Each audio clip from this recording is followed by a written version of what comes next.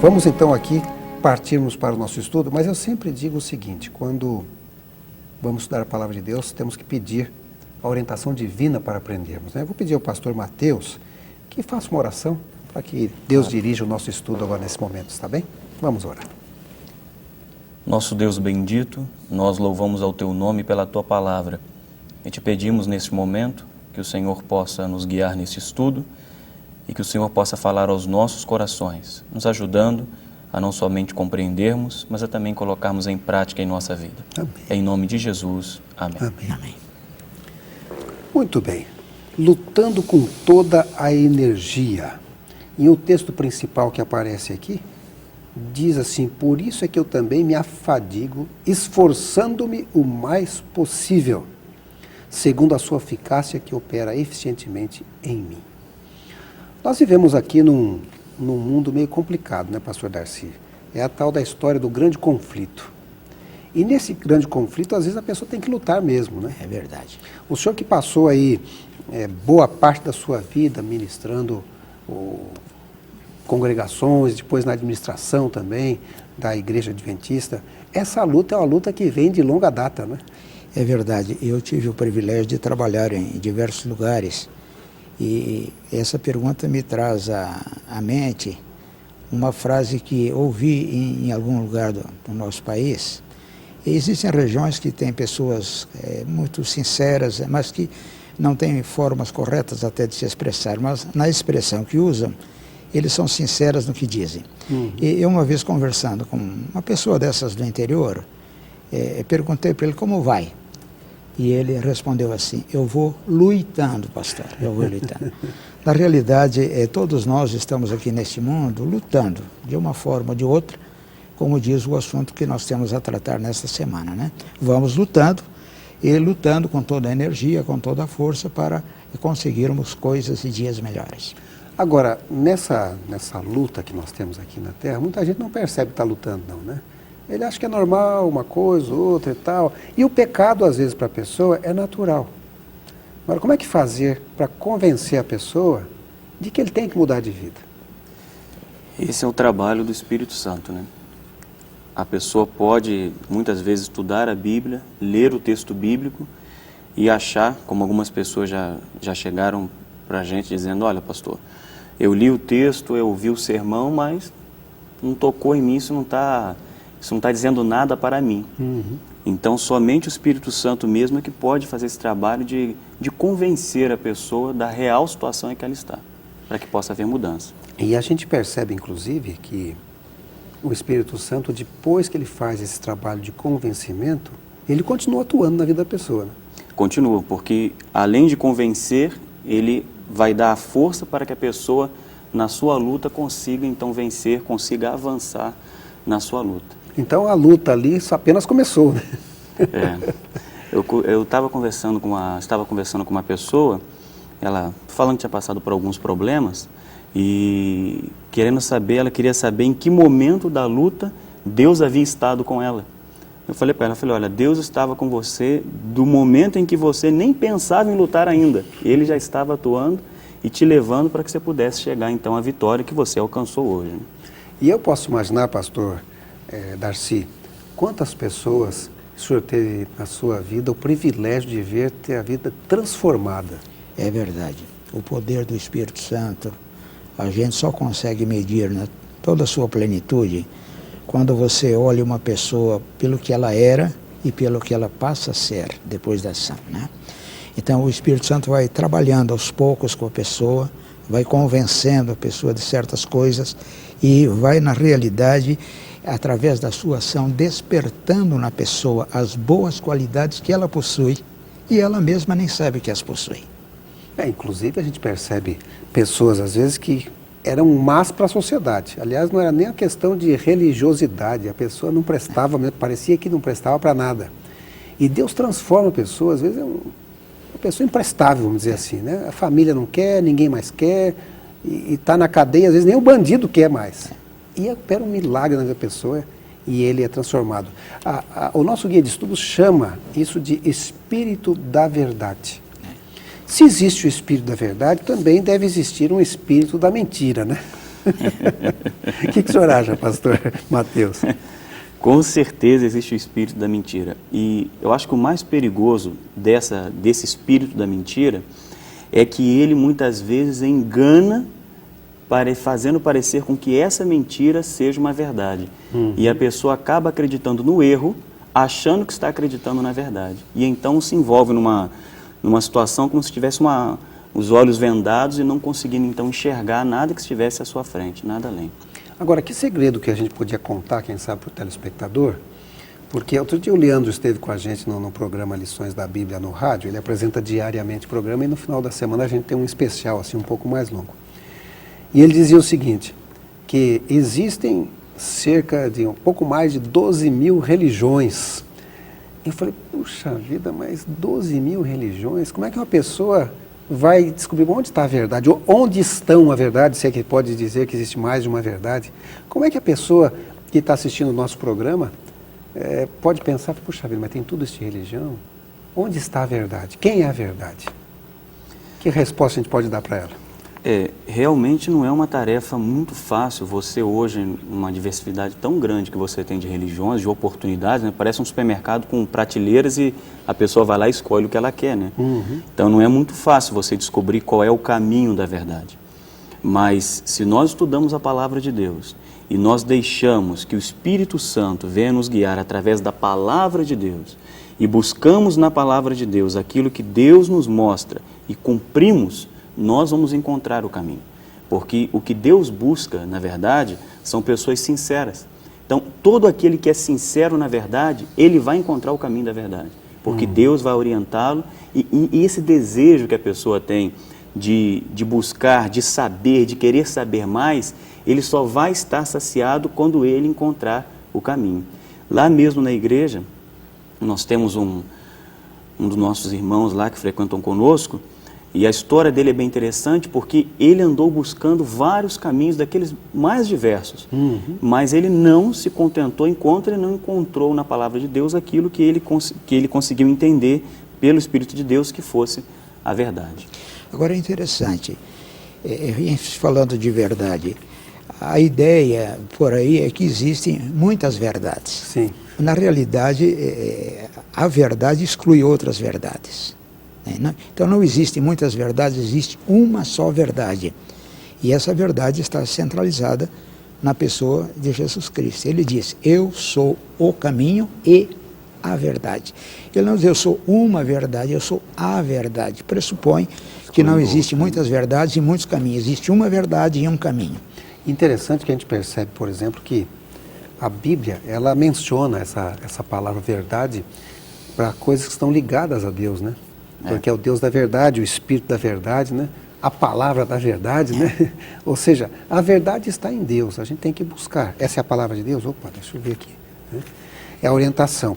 Agora, tem que haver assim, para encontrar a verdade, a combinação, diz aqui o nosso guia de estudo, divino-humana, pastor Darcy. Existe o esforço humano também para encontrar? Existe. Eu creio que o homem tem que concorrer para encontrar a verdade. É porque Deus não faz por nós aquilo que nós mesmos podemos fazer. Deus atua, o Espírito Santo atua na pessoa, mas ele não toma as decisões pela pessoa que a pessoa tem que tomar. Então, a palavra de Deus diz assim, que o Espírito Santo, ele nos convence do pecado, da justiça e do juízo.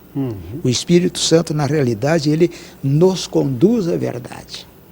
Mas ele não força ninguém a aceitar a verdade. Porque Deus dotou todo ser humano daquilo que todos nós conhecemos como livre-arbítrio. Você aceita se você quer. Deus mostra, mas diz, você aceita se você quer. E cada um se torna responsável por aquilo que ele aceitou ou deixou de aceitar. Agora, eu percebi aqui, inclusive, quem sabe esse texto aqui é o que deu origem ao título, Lutando com Toda a Energia, que o apóstolo Paulo, e olha que o apóstolo Paulo era o apóstolo Paulo, né? Ele diz assim, eu me esforço lutando, ou seja, ele tinha uma luta também, e era o apóstolo Paulo. Às vezes as pessoas acham que religião é como se fosse mágica, né? Tivesse uma varinha assim, e você vai lá e fala umas palavrinhas e bum, está tudo resolvido na vida. Eu ajoelhei hoje, orei rapidinho ali, já comecei a ler minha Bíblia, já vai ter toda uma transformação. E as pessoas desistem, às vezes, nos primeiros dias, ou às vezes na primeira hora, porque acham que não vê mudança. Na verdade, o esforço externo vai gerar uma mudança interna. Então, a ação, muitas vezes, vai mudar o desejo que está dentro do meu coração. Então, se eu quero ter mudança na minha vida, se eu quero realmente seguir a vontade de Deus, como o apóstolo Paulo fala, eu tenho que muitas vezes levar cativo a minha vontade, os meus hábitos, os meus costumes, eu tenho que levá-los cativos aos pés da cruz. E como que eu vou fazendo? Como que eu vou fazer isso? Renúncia. Isso gera um esforço, entende? Isso exige um esforço da pessoa. E o problema é que nós queremos a lei do menor esforço, né? Sim, sim. Porque quando a gente nasce, pastor Mateus, parece que a gente já nasce com vontade de fazer a coisa errada, sabe? A mãe fala, não, põe o dedo na tomada, e o menino vai lá pôr o dedo na tomada, né? Como é que disciplina essa vontade? Existem duas formas de você educar uma criança e eu acho que Deus trabalha com a gente das duas formas. Você pode adestrar uma criança ou você pode educá-la. Uhum. O adestramento, ele aprende por erros e acertos, mas ele vai aprender pelas punições que ele vai receber. Então, o garotinho vê lá o dedinho gordinho, buraquinho na tomada, ele coloca o dedinho, pá, toma um choque, pronto, nunca mais ele vai colocar o dedo ali, né? Mas ele também poderia aprender, dependendo do grau de maturidade dele, que se você simplesmente conversasse e ensinasse então a criança o porquê ela deveria fazer e o porquê ela não deveria fazer. Deus, quando Ele vai trabalhar conosco, muitas vezes Deus quer ensinar para nós o caminho correto e Ele diz, olha, não faça isso, não faça esse caminho, siga esse caminho, porque esse é o melhor caminho para você. Mas nós, porque somos teimosinhos de vez em quando, né? Então Deus às vezes tem que permitir que algumas coisas aconteçam para que essa vontade, esse desejo possa então ser disciplinado. Então Deus permite que algumas coisas aconteçam na vida da gente para que então a gente possa encontrar o caminho certo. Por isso então que é difícil, né? É difícil moldar a vontade, mas é possível. Inclusive o pastor Neumuel Stina, que foi orador da Voz da Profecia durante um bom tempo, existia uma frase que ele dizia, por trás de cada não de Deus existe uma grande bênção. E é verdade, se a pessoa aceita ou não, né? É difícil aceitar esse não, né? Exatamente, mas veja aqui, o nosso estudo menciona 3 ocasiões que trouxeram inclusive consequências. É a pergunta número 3 aqui do nosso guia de estudos. Uma delas aparece ali no livro de Gênesis, e parece que quando Eva olhou ali para a árvore do conhecimento do bem e do mal, que estava proibida para ela, a única coisa proibida, pastor, ela disse que a árvore era agradável, atraente e desejável. Eu costumo dizer que no Jardim do Éden nasceu uma outra religião que não está explicitada em nenhuma forma de expressão humana, mas que ela existe, ela pode ser entendida nas entrelinhas da vida. Eu a chamo de a religião da vontade própria. É o exercício da vontade própria, da vontade não disciplinada. Uhum. Porque quando a sua vontade está disciplinada, você a conduz. Sob disciplina, é verdade, porque a tendência humana é fazer aquilo que é errado. Mas uma vez que você disciplina a sua tendência, a sua vontade, o exercício dela é em forma consantânea com aquilo que Deus diz. Mas Eva, no Jardim do Éden, ela exerceu a sua vontade, não disciplinada, e ela formou uma religião da vontade própria. E Deus disse para ela, não faça. E ela disse para ela, não, eu vou fazer. E assim existem outros exemplos. Quando Deus diz uma coisa, o indivíduo, não, eu vou fazer diferente. Então eu acho que na vida existe essa outra religião. Aquilo que Deus diz não é levado em consideração, mas aquilo que eu penso é levado em consideração. E eu decido, às vezes, segundo a minha vontade, e não segundo a vontade disciplinada, que eu chamo de vontade santificada. Eu acho que quando nós conseguimos disciplinar a nossa vontade, a gente pode dizer, a minha vontade é santificada. Eu faço, eu executo aquilo que Deus aprova. Um outro exemplo que traz aqui, pastor Mateus, é o exemplo de Davi, o rei Davi. O ano passado eu estive em Israel com o professor Rodrigo Silva, e eles descobriram agora, alguns anos atrás, o local onde possivelmente ficava o palácio do rei Davi. E é um lugar alto. Então, olhando ali para baixo, realmente tem várias casas, e a gente começou a imaginar, bom, então onde que Davi estava que viu Batseba tomando banho nua, né? Porque está na Bíblia lá. Mas ali não tinha num lugar próximo. Eu falei, mas, pastor Rodrigo, ele apresenta aqui o programa Evidências. O que Davi viu? Não tem nada aqui próximo. Falou assim, ele imaginou. Entende? Esse é o problema também da vontade. E ele viu de longe e acabou chamando a mulher para ver de perto. O pecado é assim mesmo, se a pessoa não corta a vontade logo de imediato, a coisa tende a ir crescendo, porque na vida de Davi se tornou em assassinato, né? Você perceba, né? Nós estamos falando de Davi, que é o mesmo jovem Davi, que foi o único corajoso de enfrentar o gigante Golias. Sim, exatamente. Nós não estamos falando de qualquer personagem bíblico. E Davi conseguiu ter coragem para enfrentar Golias, mas não teve coragem para enfrentar o seu próprio desejo, a sua própria vontade. Agora, o uso da vontade é algo extremamente complicado, porque se você não domina o desejo no começo, ele vai ganhando força, vai adquirindo força e cada vez vai se transformando como uma bola de neve, até que chega um momento que você não tem mais forças para suportá-lo e aí exigimos que Deus faça um milagre. Então a gente alimenta um vício, um costume, um hábito por muito tempo e no final de tudo fala, Senhor, faça um milagre, arranque isso de mim. Deus pode fazer um milagre? Claro que pode. Mas por quanto tempo eu alimentei isso sem precisar? E agora a luta ficou muito maior do que ela precisava ter sido se eu tivesse vencido lá no começo. Bom, então, pastor Darcy, ele falou que se a gente for liberando, chega uma hora fica difícil mesmo de segurar. É verdade. Agora, o contrário, eu posso ir mantendo a vontade cada vez mais forte até o ponto de Jó dizer assim, eu me desvio do mal, né? É verdade. O mal está ali, eu viro para cá. Mas veja, Pedro, ele ensinou o caminho.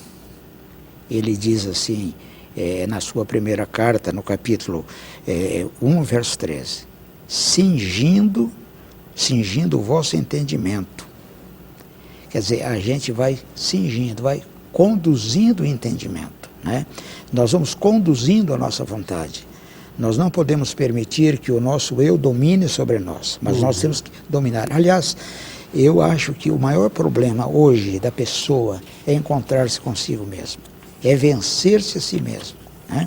Porque as pessoas são valentes, vencem, constroem e vencem e lutam e saem vitoriosas numa porção de coisas, mas quando chega na hora de lutar consigo mesmo, contra a sua própria vontade, ele se torna um perdedor, né?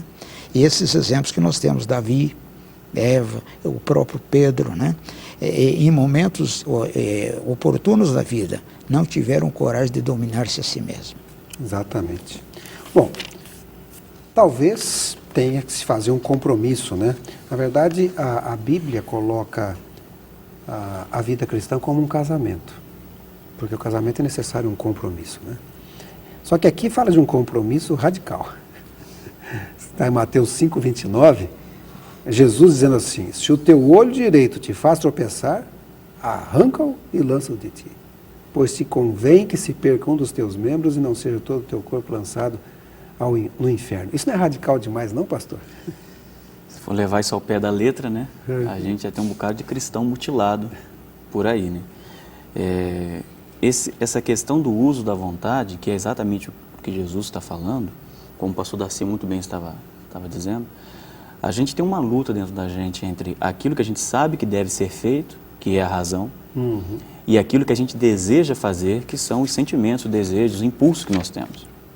Então, muitas vezes, nós nos deixamos levar pelos impulsos, pelos desejos, porque nos dão prazer.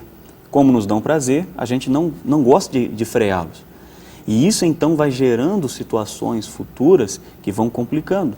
Por isso que quando Jesus usa essa expressão que é forte, né? Quando Jesus fala seu olho, arranca o olho, não é uma coisa complicada, Jesus, na verdade, está dizendo, olha, se você está vendo que essa é a sua falha, que esse tipo de sentimento é a sua queda, acaba com ele, entende? Então, vou dar um exemplo simples, se a pessoa tem uma dificuldade com, digamos, de roubar coisas, de pegar coisas emprestadas e não devolvê-las, né?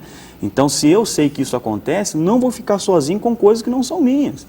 Se eu tenho problema com pornografia, não vou ficar olhando outdoor, sei lá, filmes, programas, enfim. Isso. Então, a gente tem que fugir, o pastor Bulhões dizia certa vez, né? A gente tem que fugir da árvore, né? Então, sai fora, foge, entende? Se você não consegue lutar, fuja, para que aquele sentimento não domine você. Agora, hoje em dia, a pregação é outra, né? A pregação diz que o segredo é a força de vontade, é você mesmo, tire de dentro de você. E aqui está falando justamente para a gente dominar a vontade. Na realidade, hoje em dia se ensina que o homem, ele é o seu Deus, é o Deus de si mesmo. É o humanismo, E que ele tem forças dentro de si, que ele tem que despertar essas forças, né?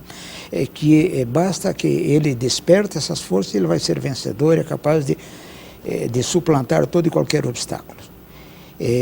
Na Catedral de Porto Alegre, há uma frase que está lá, creio que há quase centenária. A frase diz assim: caminhante, não há caminho, você constrói o seu caminho enquanto caminha. Esse é um equívoco, porque se não há caminho, não houve a pessoa de Jesus Cristo, né? Na realidade, existe um caminho, e nós temos que procurar esse caminho.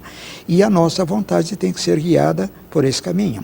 Agora, a melhor combinação que pode ser feita é a combinação da vontade santificada com o nosso sentimento, com a nossa ação, com a nossa determinação de conseguir as coisas, mas conseguir coisas que são certas, né? Existem pessoas que têm determinação de conseguir coisas erradas, isso realmente não vai construir nada. E eu tenho mais uma coisa que de repente a gente podia mencionar, é que a vontade, o gosto pode ser burilado, né? Porque, por exemplo, tem gente que gosta da coisa errada e tem gente que tem prazer na coisa boa. Não é errado gostar das coisas, na verdade a gente pode gostar das coisas. E às vezes nós temos que mudar o nosso hábito. Eu vejo, por exemplo, algumas pessoas que falam assim: você é crente, não pode fazer nada, né? Não pode comer nada, não pode ir a lugar nenhum. Não é assim. Pode ir a muitos lugares, comer muitas coisas, né? Até existe um slogan que foi colocado aqui sobre os adventistas do sétimo dia. E esse slogan, tem vários deles, mas um deles eu me lembro que ela colocou assim: existe um grupo de 2 milhões de pessoas que consomem bastante gasolina, mas não bebem álcool. Foi assim uma frase que ela colocou, mas essa é a realidade. Às vezes tem coisas que a gente, é por opção. Tem pessoas, por exemplo, que são vegetarianas, não tem nada a ver com a religião. Ele decidiu ser vegetariano, né? Deus nos dotou do livre-arbítrio. Você pode tomar a decisão que quiser, fazer o que você quiser. Agora saiba que toda decisão que você toma vai trazer consequências, né? E se a decisão é boa, vai ser boa. Você né? pode comer o que quiser, pode beber o que quiser, né? Se o indivíduo quiser ingerir uma bomba de dinamite, pode fazer. A consequência ele vai sofrer. Exatamente. A gente acaba vendo muito a religião do não, né? Sim. Então, se a gente pensa em Deus, pensa em Bíblia, pensa em religião, já começa a pensar uma série de coisas que eu não posso fazer. E não é assim que Deus se aproxima da gente. Quando Deus fala para que haja vontade disciplinada, para que haja o controle, para que haja uma razão sobrepondo muitas vezes, né, com equilíbrio, os sentimentos, controlando a vida, Deus não está falando que a gente vai ter que ter uma vida triste, infeliz, seguindo um monte de não. Não é isso. Mas quando Deus coloca limites, esses limites são para o nosso benefício, para a nossa felicidade, para a nossa alegria. Só que a gente só olha o não, mas como o senhor está falando, um montão de sim que está do outro lado que a gente não percebe. Né? Exatamente. Agora, estávamos falando que uma pessoa às vezes toma uma decisão na vida e é difícil, especialmente fazer regime, né, pastor? E no campo religioso também não é muito diferente, tem muita gente que desiste, né, pastor? E, inclusive, no caso da Igreja Adventista, a Igreja Adventista tem um sistema um pouco diferente de batizar a pessoa. A igreja gosta de saber se a pessoa realmente estudou os princípios da Bíblia Sagrada e se concorda com eles, não é isso? Porque às vezes a pessoa vai pelo impulso e depois fica fácil de desistir, não é isso? Eu fui preencher a ficha de uma jovem para se batizar agora, esse mês, e ela chegou na minha sala meio assustada, né? Eu falei: por que você está tão nervosa, querida? Não fique preocupada. Não, meu pai falou que você vai me fazer um monte de perguntas, porque nessa igreja aqui a gente tem que se preparar para o batismo. Mas a preparação é importante, né? Ela faz parte do conhecimento, a perseverança, a luta, ela faz parte da vida cristã. A gente poderia dizer, não é que faz parte, ela é a própria vida cristã. Né? Eu lembro até de uma pessoa que chegou para o pastor e ela tinha assim, ela gostou muito da igreja, vinha aos cultos, assistia e tudo mais. E um dia alguém falou para ela assim: você sabe, essa igreja aí, você vai ter que dar o dízimo. E ela falou assim, não, nessa igreja nunca me pediram nada. Ela falou, não, você vai ter que dar o dízimo. E ela foi falar com o pastor. E ele falou assim, pastor, estão levantando uma calúnia na sua igreja aqui, dizendo que o senhor vai me forçar a dar o dízimo. E ele falou assim, mas quem falou isso? Não, falaram por aí. É mentira, né? Ele falou, é mentira. Ele falou assim, eu sabia que era mentira. Ele falou assim, não é só o dízimo, sabe? Na verdade, a igreja que é Cristo quer você inteira, você, sua família, sua casa, seu carro, seu tempo. Tá certo. Porque na verdade é isso mesmo, né? Mas é aquilo, a pessoa só vê o não. Mas olha, a pessoa veio para a igreja. Amém. É porque quando a pessoa está nas mãos de Deus também, ele recebe todo o conforto e todo o consolo, porque a vida vem de Deus, na verdade. Agora, a perseverança, aqui, a história que aparece aqui, pastor Darcy, é a questão de Jacó. Porque Jacó é uma pessoa que cometeu alguns deslizes, acabou se afastando da família, foi lá para longe, e agora aquele retorno meio conturbado, tinha um irmão dele que queria pegá-lo mesmo, né? E parece agora que Jacó decide passar uma vigília, uma oração com Deus. É verdade. Eu costumo dizer que o crisol de Jacó foi exatamente naquela vigília e naquela noite, né? E quando ele esteve ali no Jaboque, e ele pensava que estava lutando contra um ser humano, e na realidade ele estava lutando contra o próprio Deus. E quando ele, ao amanhecer do dia, ele percebeu que ele estava lutando contra o próprio Cristo, né? Ele rendeu a sua vontade a Deus. Eu disse... Agora é interessante, ele percebeu isso a hora que Cristo tocou na perna dele e deslocou a perna, e doeu, hein? E muitas pessoas que estão nesse dilema, tentando ser vencedores na vida cristã, e estão nessa dúvida, né, se seguem o caminho verdadeiro ou não seguem, eles também estão passando pelo seu Jaboque. Sim. E sem saber, muitos deles estão lutando contra Deus. O Espírito Santo de Deus está atuando no coração da pessoa, levando essa pessoa a reflexionar sobre a sua vida, né? E ela, pela outra força antagônica, é estimulada a resistir a essa ação.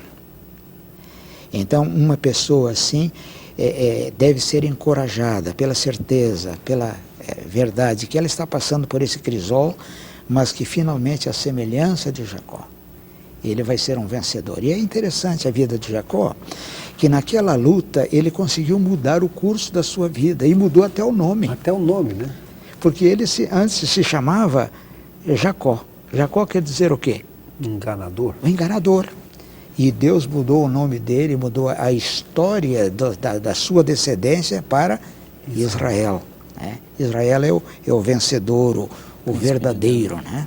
Exatamente. Uma coisa que me chama a atenção também, pastor Darcy, é que quando ele estava agarrado, aquele ser majestoso fez menção que precisava ir embora, né? E ele disse assim, olha, eu não vou deixar você ir, não. Às vezes a gente tem que lutar com Deus mesmo. É né, verdade. E falar assim, olha, não vai embora, por favor. Me abençoe antes. Eu acho que quando nós nos dispomos a encontrar o caminho, a descobrir a verdade, porque nós começamos esse estudo partindo da busca da verdade. Como é que nós vamos encontrar a verdade? Sim. Então, o Espírito Santo nos conduz a essa verdade. E quando nós estamos encontrando o caminho, a verdade, nós temos que nos agarrar a Deus, né? E nesse emaranhado de 12 mil religiões que existe por aí, existe um só caminho, uma só verdade. Existe uma só Bíblia. E a Bíblia é a condutora para a verdade. Se o telespectador tem dificuldade em encontrar o caminho, encontrar a verdade, busque a Bíblia. Sim. Porque a Bíblia é um livro comum a todas as igrejas. Estude a Bíblia. E a Bíblia por si só vai falar ao seu coração e através do Santo Espírito de Deus.